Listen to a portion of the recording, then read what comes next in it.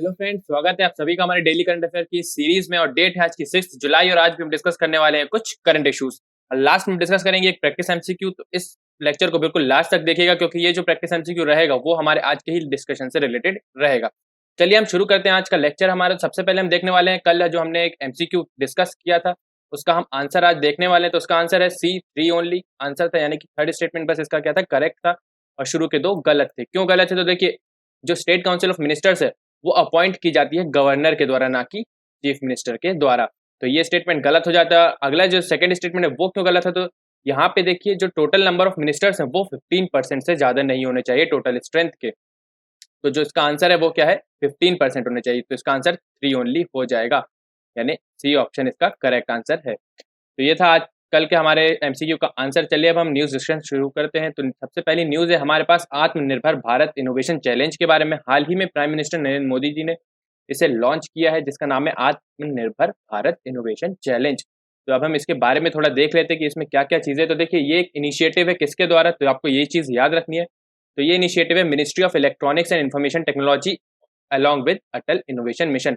तो इन दोनों ने साथ में मिलकर ये इनिशिएटिव चालू किया है आत्मनिर्भर भारत इनोवेशन चैलेंज। और इसमें होना क्या है, तो इसमें आइडेंटिफाई किए जाएंगे कुछ इंडियन ऐप्स जो कि जिनके अंदर पोटेंशियल होगा एक वर्ल्ड क्लास ऐप बनने का।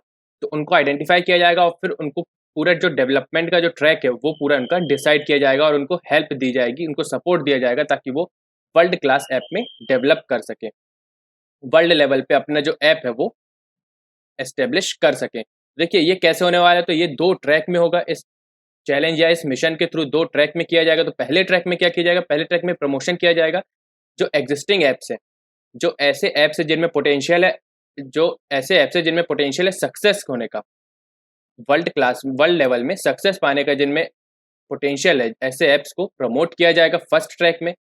और ये लगभग 1 महीने तक चलेगा। और ये जो एग्जिस्टिंग ऐप वाला ट्रैक है उसमें मेनली 8 ब्रॉड कैटेगरीज में डिवाइड किया है इन ऐप्स को। तो देखिए, जो भी इन कैटेगरीज के ऐप्स होंगे उनको ही प्रमोट किया जाएगा। तो जैसे office productivity and work from home इस कैटेगरी के होंगे, या तो social networking, e learning, entertainment, health and wellness, business including agritech and fintech, news और गेम्स। इन कैटेगरी के जो भी एग्जिस्टिंग ऐप्स है उनको प्रमोट किया जाएगा शुरुआत में फर्स्ट ट्रैक में, ट्रैक 1 में। और जो अगला ट्रैक है उसमें क्या होना है, तो उसमें जो डेवलपमेंट है उनका न्यू ऐप्स का वो होना है। सेकेंड ट्रैक में क्या होना है, न्यू ऐप्स का डेवलपमेंट होना है। फर्स्ट ट्रैक में एग्जिस्टिंग ऐप, सेकेंड ट्रैक में न्यू ऐप्स का डेवलपमेंट होना है।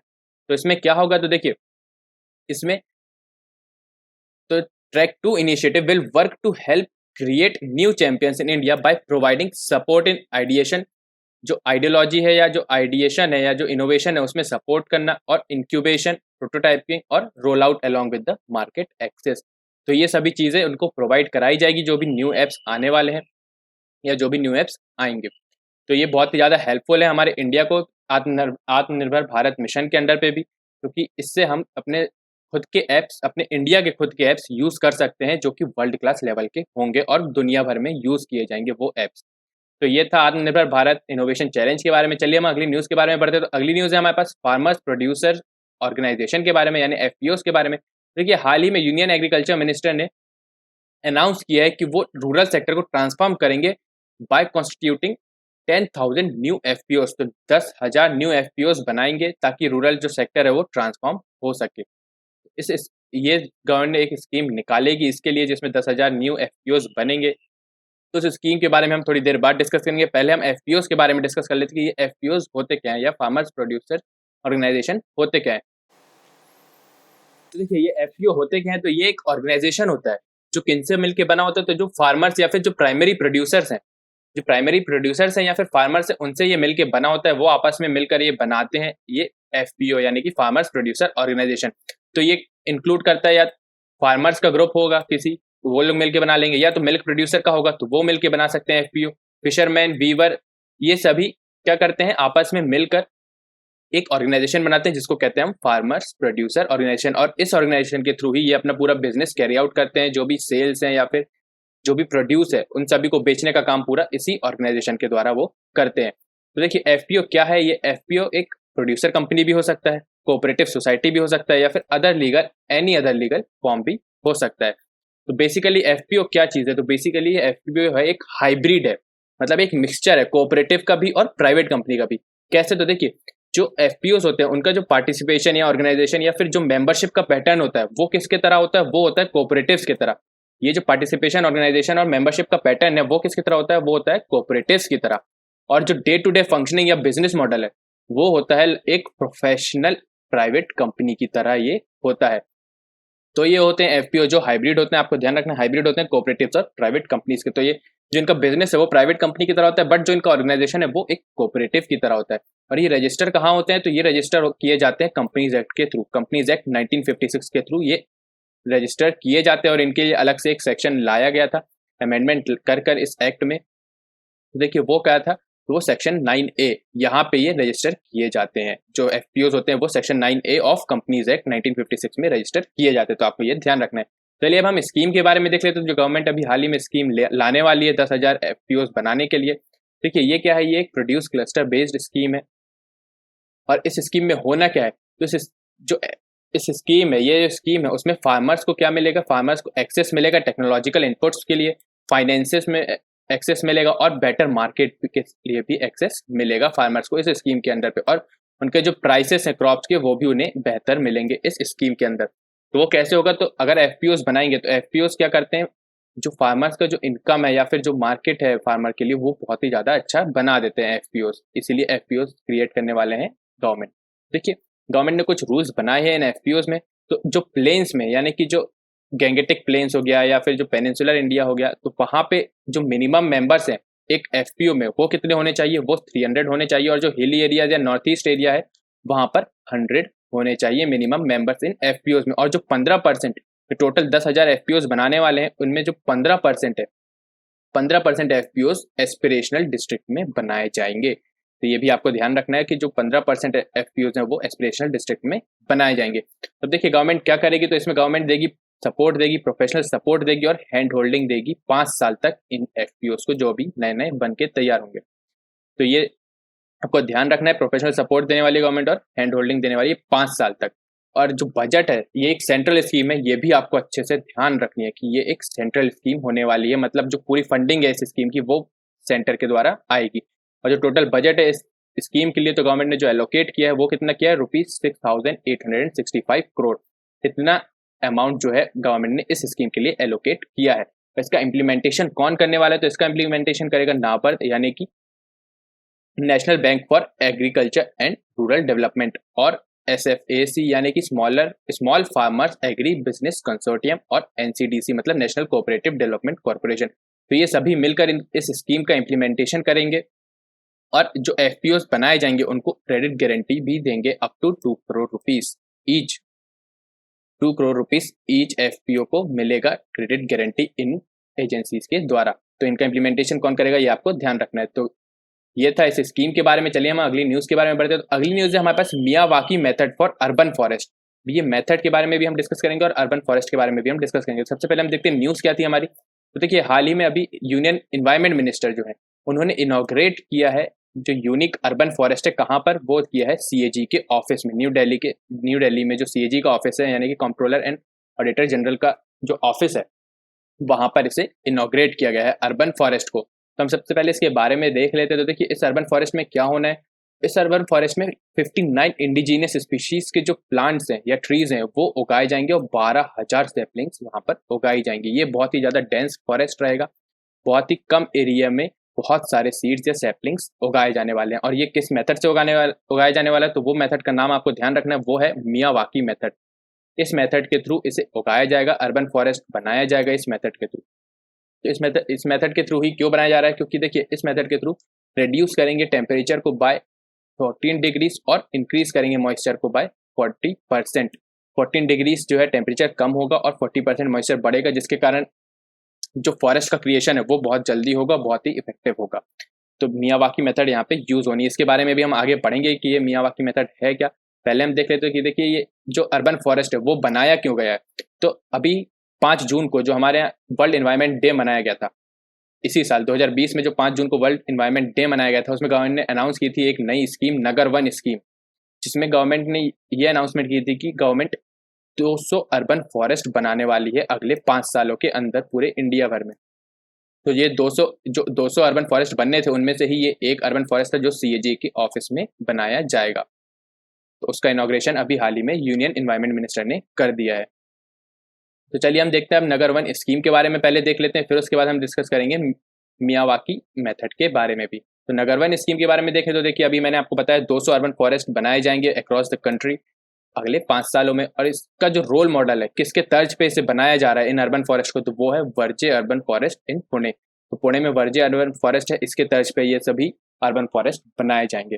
और इसमें मेन चीज क्या है, तो इसमें पीपल्स पार्टिसिपेशन और collaboration between the forest department, municipal bodies, NGO, corporates and local citizen, इन सभी के बीच में पार्टिसिपेशन या कोलेबोरेशन के थ्रू इन्हें बनाया जाएगा। और ये कहाँ बनाए जाएंगे, तो ये बनाए जाएंगे एग्जिस्टिंग फॉरेस्ट लैंड में, कि अगर सिटी में कहीं पे फॉरेस्ट एरिया है, ऐसा कोई लैंड है जहाँ पे बहुत सारे ट्रीज हैं या बहुत सारे फॉरेस्ट है डेंसली, जहाँ पे फॉरेस्ट की जो डेंसिटी है वो बहुत ज़्यादा है, तो वहाँ पे ये बनाए जाएंगे। या फिर कोई वैकेंट लैंड या खाली जगह हो सिटी में बहुत बड़ी, तो वहाँ पे ये बनाए जाएंगे, जिनको क्या कहेंगे, अर्बन फॉरेस्ट कहते हैं। और जो इनको बनाने का जो भी फंड है या जो फाइनेंस है वो कहाँ से आने वाला है, तो वो आने वाला है कैंपस से, यानी कि compensatory afforestation fund, CAF act 2016 के जो फंड्स हैं उससे आने वाला है। तो ये जो CAF फंड है ये बनाया गया था कंपनसेटरी एफोरेस्टेशन के लिए। जो भी कंपनसेटरी एफोरेस्टेशन गवर्नमेंट को करना होता है तो की जो फंडिंग होती है वो इसी एक्ट के थ्रू दी जाती है, और जो नगर वन स्कीम है उसकी फंडिंग भी इसी एक्ट के थ्रू दी जाएगी। तो नगर वन स्कीम के बारे में आपको ये सभी चीज़ें याद रखनी है। चलिए अब हम देख लेते हैं मियावाकी मेथड के बारे में। तो इस मेथड में क्या होता है, तो देखिए सबसे पहले इस मेथड में एक रीजन ढूंढा जाता है और उस रीजन के जो नेटिव ट्रीज होते हैं वही उस रीजन में उगाए जाते हैं। जैसे कि सबसे नीचे होते हैं श्रब, फिर सब ट्री उगाए जाते हैं, फिर ट्री और फिर कैनोपी। तो इस ऑर्डर पे ये उगाए जाते हैं, ट्रीज जो है वो इस ऑर्डर पे उगाए जाते हैं। और फिर उसके बाद देखिए अगली स्टेप क्या होता है इसमें, कि जो सॉइल की क्वालिटी है उसको एनालाइज किया जाता है, जो भी बायोमास है उन सभी को डाला जाता है उस एरिया में, उस रीजन में। और जो भी सॉइल है, जिस क्वालिटी की सॉइल चाहिए है उस क्वालिटी की सॉइल को भी इसमें डाला जाता है। और ये सब क्यों किया जाता है, ताकि जो सॉइल है या फिर जो सतह है या जमीन है वहाँ की, जहाँ पे फॉरेस्ट उगाना है, जहाँ पे अर्बन फॉरेस्ट उगाना है, तो उसका जो परफोरेशन कैपेसिटी है या वाटर रिटेंशन कैपेसिटी है या न्यूट्रिएंट्स है उनको एनहेंस कर सके, उन अच्छे से बढ़ा सके। तो इसलिए ये जो सॉइल है उसका क्वालिटी का एनालिसिस बहुत ही अच्छे से करना होता है इस मेथड में, मियावाकी मेथड में। और फिर उसके बाद क्या किया जाता है, तो उसके बाद सीड्स को प्लांट किया जाता है एट वेरी हाई डेंसिटी, मतलब 3 से 5 सैपलिंग्स जो है पर स्क्वायर मीटर में, एक स्क्वायर मीटर में, 1 मीटर स्क्वायर के एरिया में लगभग 3 से 5 सैपलिंग्स को उगाया जाता है। और इसलिए ये बहुत ही ज़्यादा डेंस होता है यहाँ पे जो फॉरेस्ट बनता है। और देख लीजिए अब अगला क्या होता है, ग्राउंड को कवर किया जाता है थिक लेयर ऑफ मल्च से। मल्च क्या होता है, तो मल्च एक तरीके से ऑर्गेनिक मैन्योर टाइप से होता है, ऑर्गेनिक मैन्योर जैसा होता है मल्च, जो कि जो वेस्ट ऑर्गेनिक वेस्ट मटेरियल्स हैं उन सभी चीज़ों से ये मिलकर बनता है। तो मल्च इसमें डाला जाता है और ये बहुत ही फायदेमंद होता है पौधों के लिए या पेड़ों के लिए। तो ये था मियावाकी मेथड। हमने मियावाकी मेथड भी डिस्कस कर लिया, नगर वन स्कीम भी डिस्कस कर लिया और अर्बन फॉरेस्ट के बारे में भी देख लिया। चलिए अब हम अगली न्यूज़ के बारे में पढ़ते हैं। तो अगली न्यूज़ है हमारे पास, Nepal becomes lower middle income economy. तो नेपाल अभी हाल ही में लोअर मिडिल इनकम इकोनॉमी बन चुका है। देखिए न्यूज़ के बारे में देखते हैं तो 2020 से 2021 के बीच में जो वर्ल्ड बैंक का कंट्री का क्लासिफिकेशन है based on economic income level, based on income level, तो उसमें नेपाल की जो इकोनॉमी है वो ऊपर आ गई है और बन गई है लोअर मिडिल इनकम इकोनॉमी। पहले जो थी ये लोअर इनकम इकोनॉमी थी, बट अब ये लोअर मिडिल इनकम इकोनॉमी बन चुकी है नेपाल। और वहीं श्रीलंका क्या है, वहीं श्रीलंका क्या हो गया, उसकी जो इकोनॉमी है वो कम हो गई है, मतलब नीचे आ गई है। पहले वो था अपर मिडिल इनकम इकोनॉमी में था, बट अब वो श्रीलंका जो है वो आ गया है लोअर मिडिल इनकम इकोनॉमी में। और वहीं इंडिया की बात करें तो इंडिया भी लोअर मिडिल इनकम इकोनॉमी में ही आता है। तो चलिए हम इसके बारे में थोड़ा सा न्यूज़ के बारे में देख लेते। तो देखिए नेपाल जो है, नेपाल की गवर्नमेंट ने 2018 में ही अनाउंस किया था कि अगले 10 सालों के अंदर अंदर नेपाल के पास टारगेट था कि अगले 10 सालों के अंदर अंदर उसे लोअर मिडिल इनकम कंट्री में आना है।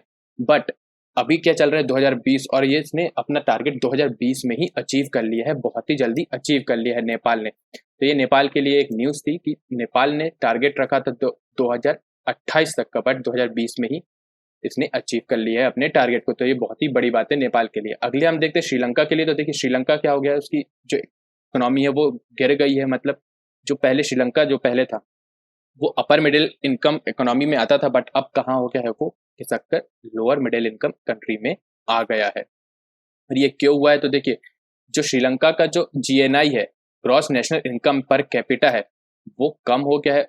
जो स्टैंडर्ड है एक अपर मिडिल इनकम इकोनॉमी के लिए वो है $4046 मिनिमम इतना होना चाहिए जीएनआई पर कैपिटा। बट जो श्रीलंका है उसका कितना है, तो उसका 4020 ही है, मतलब इससे कम है, इसलिए ये क्या हो गया है, ये आ गया है लोअर मिडिल इनकम कंट्री के अंडर पे।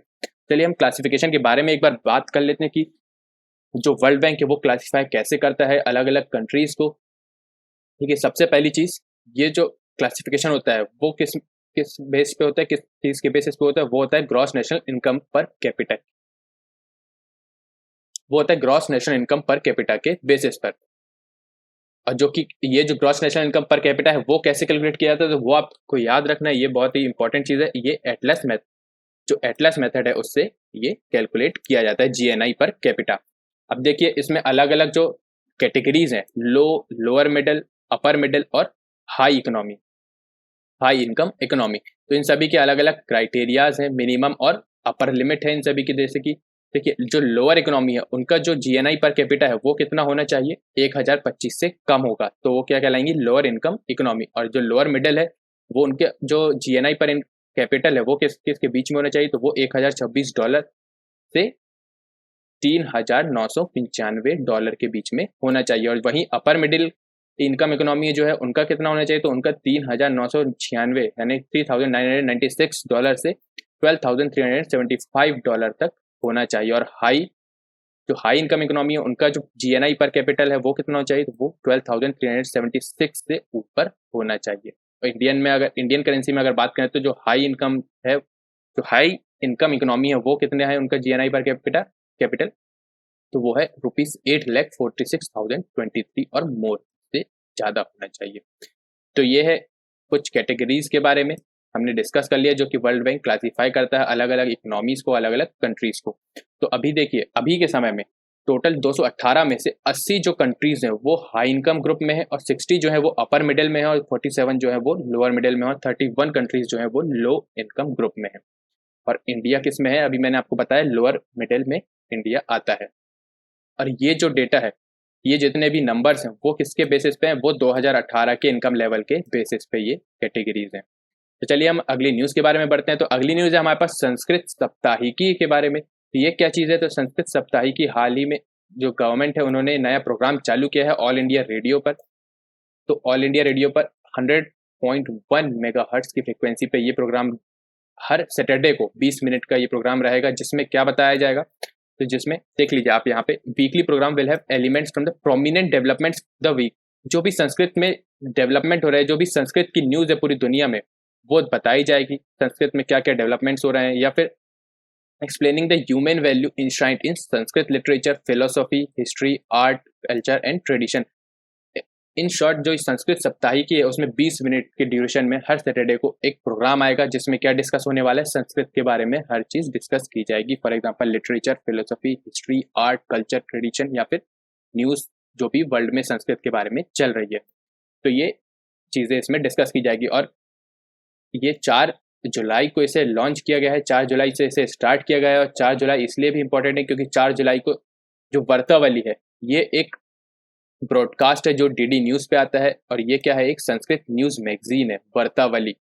इसको 5 साल कंप्लीट हो गए थे, और उसी 5 साल कंप्लीशन की खुशी में, या फिर उसी 5 साल कंप्लीशन के दिन क्या शुरू किया गया, संस्कृत सप्ताहिकी ऑल इंडिया रेडियो में शुरू किया गया। तो आपको ये दोनों चीज़ें याद रखनी है। अगला हम देखते हैं, अगली न्यूज़ है हमारे पास, Germany is first major economy to phase out coal and nuclear power. तो हाल ही में जर्मनी ने एक बिल या फिर एक लॉ पास किया है अपने पार्लियामेंट में, जिसमें जर्मनी जो है वो 2022 तक पूरा की पूरा जो न्यूक्लियर पावर है या फिर जो कोल के थ्रू पावर जनरेट होता है वो पूरा की पूरा फेस आउट कर दिया जाएगा, या फिर पूरा की पूरा खत्म कर दिया जाएगा। और जो भी पावर जो भी जनरेट हो रहा है जर्मनी के अंदर पे तो वो पूरा की पूरा जनरेट होगा किससे, रिन्यूएबल सोर्सेज से। तो हाल ही में ऐसा एक लॉ पास हुआ है, और अगर ये जो 2022 तक अगर जर्मनी इसको टारगेट को अचीव कर लेता है तो ये दुनिया की पहली मेजर इकोनॉमी बन जाएगी जो कोल और न्यूक्लियर पावर को फेस आउट कर देगी। अभी की कंडीशन देखा जाए तो अभी देखिए जर्मनी में 55.7% जो इलेक्ट्रिसिटी है वो रिन्यूएबल सोर्सेज से जनरेट की जाती है, जैसे कि विंड, सोलर या बायोमास या हाइड्रो एनर्जी से। और कोल से जो की जाती है वो 20% एनर्जी कोल से, और 12% न्यूक्लियर और नेचुरल गैस से की जाती है। तो ये कुछ स्टेट्स है जर्मनी की इलेक्ट्रिक जनरेशन के बारे में। तो जर्मनी को कितना कम करना है, तो ये कोल और न्यूक्लियर का पूरा की पूरा कम करना है, हटाना है या खत्म करना है जो जनरेशन हो रहा है इससे इलेक्ट्रिसिटी का, और जो इससे जनरेशन हो रहा है वो रिन्यूएबल सोर्स में ट्रांसफर करना है। तो ये था आज की न्यूज़ के बारे में। आज की न्यूज़ बस यहीं तक थी। चलिए अब हम डिस्कस कर लेते हैं हमारा आज का क्वेश्चन। तो सब देखिए, आज का क्वेश्चन है नगर वन स्कीम से रिलेटेड। तो आपके पास 3 स्टेटमेंट्स दिए गए हैं, आपको इनमें से सही स्टेटमेंट चुनना है। पहले स्टेटमेंट है आपके पास, Nagar Van urban forest aims to develop 200, ये एक स्कीम थी जो अभी हमने डिस्कस की है। उसमें क्या है, to develop 200 urban forest across the country in the next 5 year. पहला स्टेटमेंट ये है। दूसरा स्टेटमेंट है आपके पास, Warje urban forest in Pune will be consider as the role model for the scheme. Nagar Van will be built either on the existing forest land or another vacant land in the cities across India offered by the local body। तो आपके पास ये 3 statements हैं, इनमें से आपको सही statement चुनना है। तो आप इनमें से एक ऑप्शन सही चुन सकते हैं और इसका आंसर आप हमें कमेंट सेक्शन में जरूर बताइएगा, क्योंकि इसका आंसर मैं आपको कल की वीडियो में बताने वाला हूँ, शुरू में ही बता दूंगा, इसलिए आप उसे जरूर देखिएगा। तो गाइस, अगर आपको ये लेक्चर पसंद आया तो प्लीज लाइक कीजिएगा और अपने दोस्तों के साथ शेयर भी कीजिएगा, और अगर आपने चैनल सब्सक्राइब नहीं किया तो जाकर सब्सक्राइब कर लीजिए और बेल आइकन जरूर दबाइएगा, ताकि आपको हमारे डेली के नोटिफिकेशंस मिलते रहे। कोई भी सजेशन या कोई भी क्वेरी हो हमारे किसी भी कोर्स से रिगार्डिंग या इस लेक्चर से रिगार्डिंग, तो आप हमें कमेंट सेक्शन में बता सकते हैं। और इस लेक्चर की पीडीएफ आपको हमारे टेलीग्राम के चैनल जीएस मिनट पे मिल जाएगी, आप उसे जाकर ज्वाइन कर सकते हैं। उसकी लिंक डिस्क्रिप्शन बॉक्स में गिवन है। Thank you guys, thank you very much.